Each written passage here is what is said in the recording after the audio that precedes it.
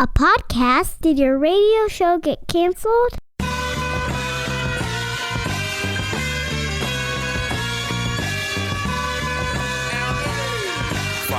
Fire. Low down and filthy, but the discipline is on point. Schooled myself, made my own dojo. A cold flow with the whole dose of soul. Maintain composure, even in theory. An anomaly, properties undiscernible. This week on the Pete the Planner Show, it's the return of you. And to kick us off, right off the bat, we welcome Ashley to the show. Ashley, you're wondering how on earth can you pay off $42,000 in student loans while saving for a home, building a savings, and starting to contribute to your retirement plan. First of all, welcome to the show, Ashley. Hi, thank you for having me. All right. So give me the lowdown. You're 26 years old. You make about $36,000 a year. You have some student loans. What else am I missing here? Well, I guess the main goal that I have right now is just I'm in recovery mode. So I'm really trying to get on good financial footing, if that's the right term, since I'm still relatively young. I want to make sure that I can contribute to my retirement, and I'm making sure I'm doing it wisely. I want to save for a home and also get rid of this debt. I have $42,000 in student loans, and I said earlier that it's pretty much in vain because I didn't even get a college degree. So it's kind of like I don't have much motivation to pay it off since I feel like I don't have anything to show for it. But I know that it's important to, get that off my plate so that I can move forward. Sure. I'm still, looking in the past, if you will. So you mentioned recovery mode. What are you recovering from? What specifically? Well, I was married for 3 years, and we had such an up and down relationship, in all aspects of the meaning. So as far as my money is concerned, that definitely took a hit when it came to my credit, and I did file bankruptcy. So that was a big financial decision to make. So I'm kind of trying to figure out how to get back on top because I don't feel as strong as I did when we got separated because I'm slowly coming out of it, but there's just still a lot of questions that I have. Sure. So I'm not sure where to start. Well, I'm glad you're here because we're going to help you understand where to start. Tell me, how long has it been since you're sort of on your own after the bankruptcy? How long ago did you file bankruptcy? I filed in mid-June. Okay. Is when it was finalized. So we are recording in late August, so a couple months. Now, do you have any monthly obligations related to the bankruptcy? Do you have to make any payments? No, I do not. And so I've got your take-home pay on a monthly basis just over $2,200 a month, and your rent payments just over $600 a month. What's the other $1,600 a month go to right now? So my biggest expenses right now would be rent, which is $620, and my daycare expenses, which is $600, and $600 a month. And I don't have a car payment. There's car insurance and like the regular monthly bills. But the two biggest things I have is the $1,220 about that comes out every month. Okay. So that's the biggest thing. Okay, so the two biggest things that you said, daycare and rent, right? That's right. Yeah. Okay, so that leaves you $1,000 a month after that. It may not feel like you have an additional $1,000 a month. Right. What do you think it does? I mean, because I feel like, again, I've been there. I've been there where it's like, oh, I have $1,000 for all the other things, but there's no way it feels like it, right? There's no way. Right. Exactly. I think my biggest problem, if you want to call it a problem, is eating out. So, like when I go to lunch, I'm always eating out. I did eat breakfast out too, but I stopped doing that. So, food is another expense too. I don't have like a shopping habit. I'm not really big on that. It's mainly food. And my monthly bills and anything. I have 2 kids as well. So, anything that they need, the money goes to that. Yeah, you have 2 little ones. I'm going to do something here. We always talk about living wage. I'm based on the area code of your phone number we called you at. This is sort of a weird question. I'm trying to do this without telling everyone where you live. You live in the central area of that community, right? Sort of, yeah. Okay. So that's sort of a weird way to put it. So there's a concept called living wage, which is how much does an adult need to earn on an hourly basis to survive based on the number of people they have in their household. And by survive, I mean to get ahead. Like how much money do you need to make to be able to move yourself forward absent debt and a lack of savings. So you are one adult in your household, correct? I'm sorry, could you repeat that? There's only one adult in your household. It's you, right? Yes, that's right. And 2 children. Okay, so what I know is, sorry, I'm doing some math as we go here. You are living wage for someone with 1 adult and 2 children in the area in which you live is $27.08 an hour. Okay, so that is to say, if you made $27.08 an hour, there is an expectation that you could live a very healthy financial life. Does that make sense? Yes. Okay. Here's what you and I both know, Ashley. You do not make $27.08 an hour, do you? Nope. Nope. You make roughly, here, hold on, 17 bucks an hour? Does that seem right? Yep, that's right. All right, so you make $10 less an hour than the Massachusetts Institute of Technology, MIT, says that it takes to live in the area in which you live to make hay. So our question that we're trying to deal with today is, how do we take your situation in which things don't feel like they're working, you owe $42,000 in student loans which you're not paying, and the savings isn't where we need it to be. How much do you have in savings right now, Ashley? Definitely not enough. That's fair. I already know that it's very dismal, the outlook of my savings. But right now, I have a cushion in my savings account, which I could push over maybe $500. But I just haven't done it. If you could do one thing, like if you like really thought about it and you're like, if I did this one thing, I know my financial life would improve. For you, is it to dine out less? Yes, it is. That's one thing. But I guess, I mean, to play the other side of that, a single parent with 2 kids, you might not have all the time in the world for meal prep. Is that fair? Exactly. Yeah, that's fair. Well, let's do this. Nicole, I want you to pull up a chart. Ashley, you obviously won't be able to see this because you are on the phone. But we like to classify people into 4 categories financially. You've sort of self-identified that you don't feel like things are going that well. And if we run your power percentage, which your power percentage is a number that helps us understand what you do with your income. Your power percentage happens to be close to 0 because the debt you have, you aren't currently paying on it.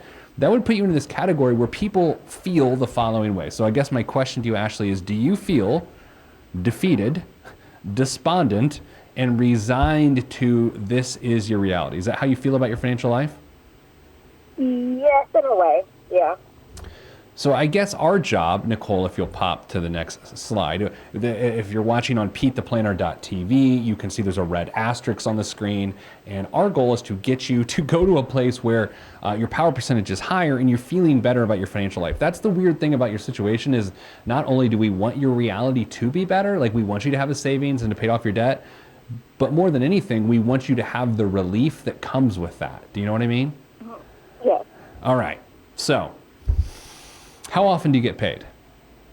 I am paid every week. Every week, on a Friday? Yes. On a Friday, okay. Does it deposited into your checking account? Yes, it is. And does your employer offer a 401k? Yes, they do. And are you contributing? Not right now. Okay. Is that because of you're just trying to sort yourself off from the bankruptcy, sort things out, and you feel like you need every dollar saved?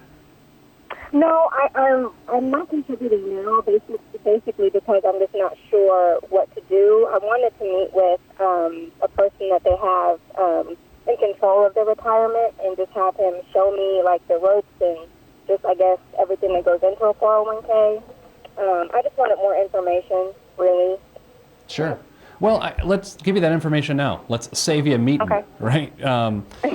So here's the thing about a 401k, and we've got other issues to deal with, right? We got to get you out of debt. We got to get your savings account up so that an emergency happens, you're okay. But ultimately, at 26 years old, if you can get some money going to your 401k, eventually you'll have a hell of a lot of money over there. And I mean that, like hundreds of thousands of dollars if we're doing this correct. But the key is to do it as soon as possible. Like if you wait until you're 36, you're not going to have nearly as much money as if you do it now. So do you happen to know what your employer match is? That means how much they put in for you if you put some in. Do you happen to know that? Yes. They match up to 50% of 8. So if I'm putting in 8%, they'll put in 4. Okay, so this is fantastic, right? Because that instantly takes your power percentage from 0, which it is now, to 12. Because if you put in 8 and they put in 4, that means 12% of your income is then going towards something good. That's not to suggest that rent is not good, or feeding your children isn't good, or daycare isn't good. But as it relates to your financial life, like you can increase your power percentage, which is the point of us spending time here together, by putting 8% of your income towards your 401k. So I'm trying to say, you make 30, I'm doing some math on the fly. I'm very sorry. $700 a week is your gross pay. Exactly. If you put 8% in, that's $56. Could you spare $56 a week? I could make it happen. So do that, because that makes your power percentage go up 12%. Nicole, can you show us the slide once again with the asterisks on it? If you look here, what we're trying to do is not only, again, trying to move you further towards a higher power percentage, which is the horizontal axis if you're watching on Pete the Planner TV, but would you feel better if you're saving for your future? I would feel 10 times better. Okay. Now, what is the next financial break happening in your life? What's the next good thing that is coming? You just got to wait for it to get here. Do you have something like that?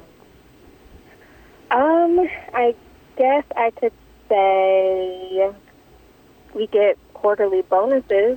That's something that I look forward to. I don't even get a quarterly bonus, but then again, I'm a poor performer at my job, and my boss is unattractive. So how much of a quarterly bonus are you getting?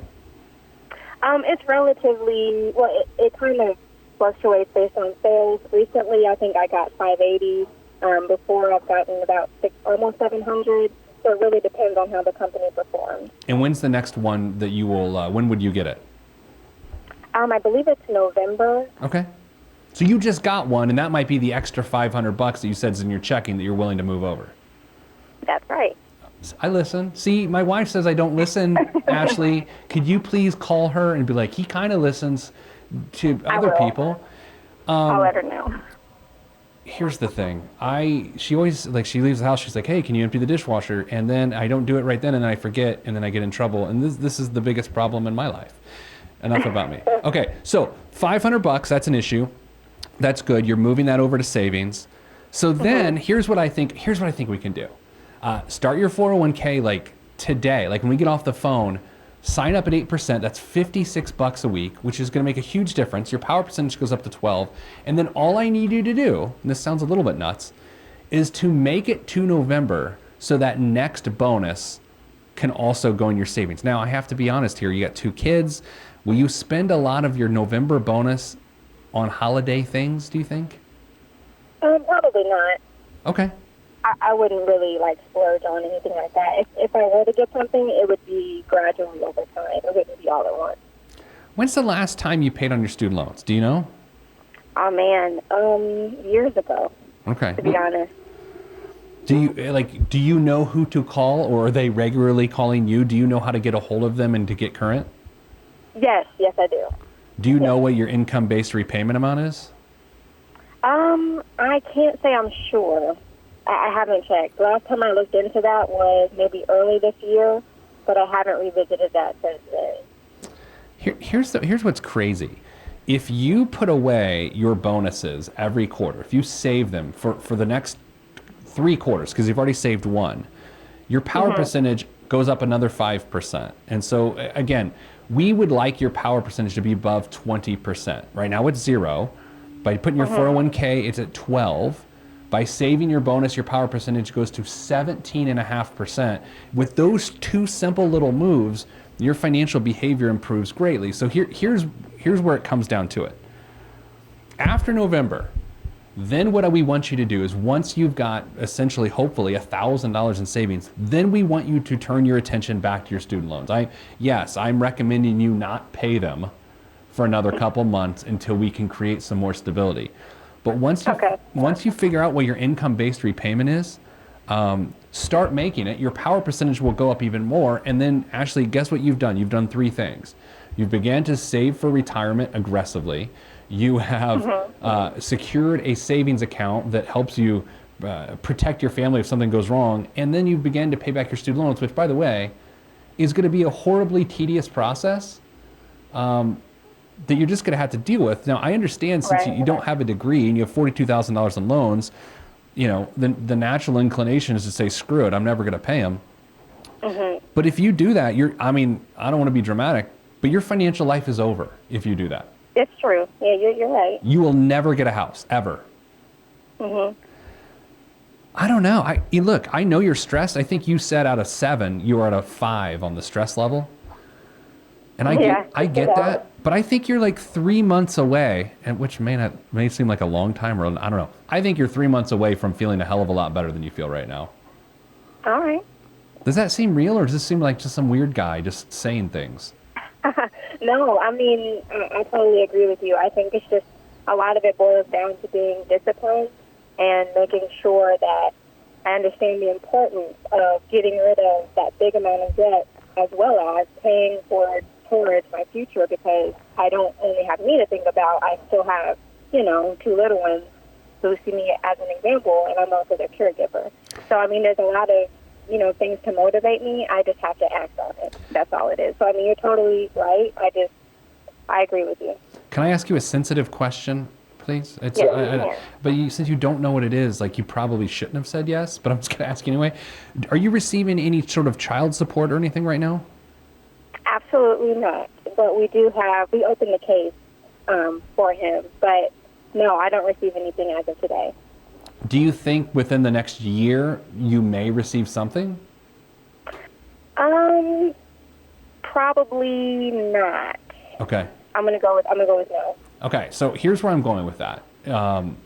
If that ever happens, obviously the reason that would happen is so you can contribute that money to the care of your children. But here's the thing: you're already handling that. That's not to suggest that you don't need it or you shouldn't get it. That's just to say that you've already dealt with that. You're like, I got it, because you're not doing it. That's to say, if it ever does come, that money should go directly to savings, like directly. Okay.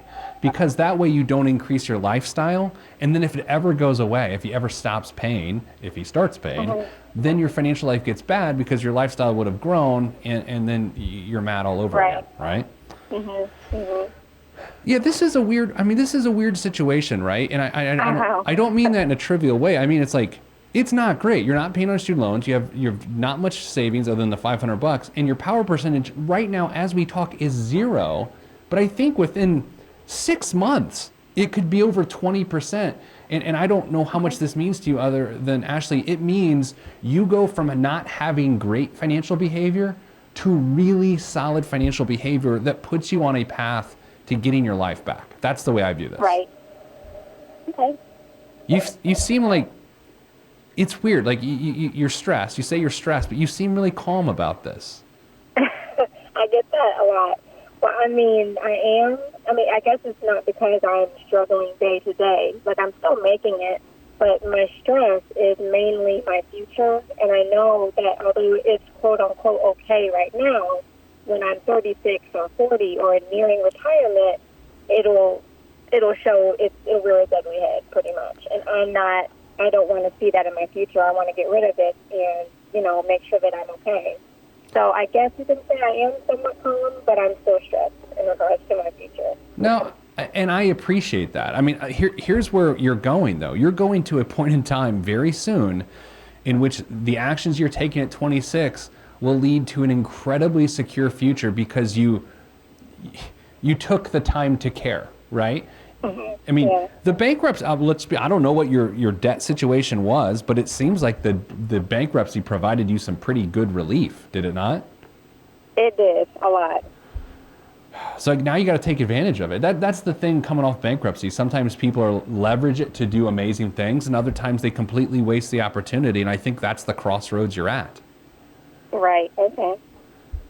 Can I have an update in November when you get your second bonus that you have not only increased your 401k starting later today, but that you also have close to $1,000 in savings? Can you please, one way or another, let us know? I will definitely contact you and let you know. Is there anything else I can help you with? No, Pete, you have been very helpful. I'm very happy that I took the time out to talk to you today. Ashley, I'm rooting for you. I happen to be your biggest fan. If I knew what you look like, I would have it painted on a T-shirt, which seems creepy. Like if a man that looked like me walked up to you on the street with your face on his T-shirt, you'd have to punch him, right?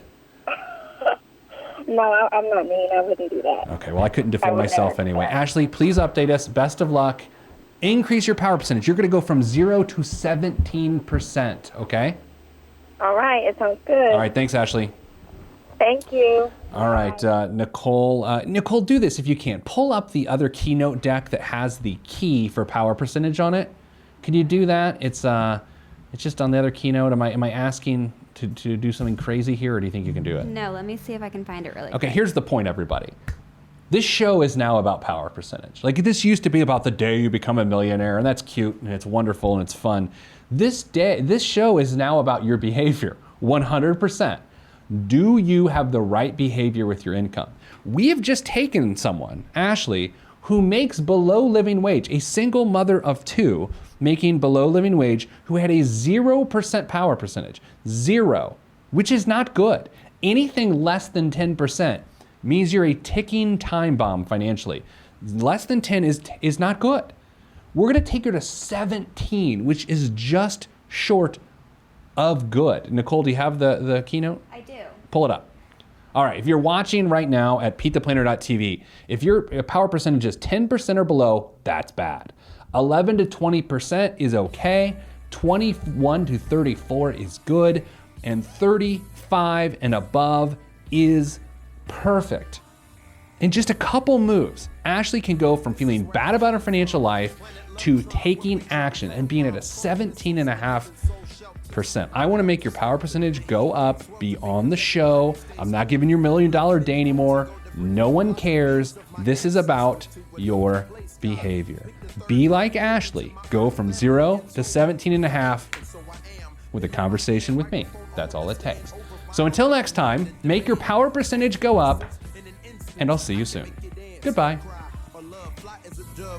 This is for information purposes only. It's not the Swiss financial planning device. Consult a financial advisor. Hi, I'm internet podcaster Peter Dunn. You may know me as Pete the Planner. You hear me on the radio and on your podcasting device, but did you know you can also see me on YouTube? That's right, we have a YouTube channel and we call it PeteThePlanner.tv. We ask you to subscribe so you can catch great shows like Pete's Eats and this here podcast with drawings. But the drawings are made with a video camera. Subscribe today. Took me home, filled by the ink and the megabytes and the hypertext transfer protocol, stronger than the Skynet and the Terminator. I push faders into warp speed, glide with ease, creating a breeze they call a black hole. Event horizon, no rear view concerns. This I adjourn, and beats I burn, I burn, I burn, I burn, I burn. This I adjourn, and beats I burn, I burn, I burn. Salutations, I bring you love-tron greetings from a faraway land. I am the sole controller. Put the remote down and let me take control. You're now a part of my zone, so enjoy yourself.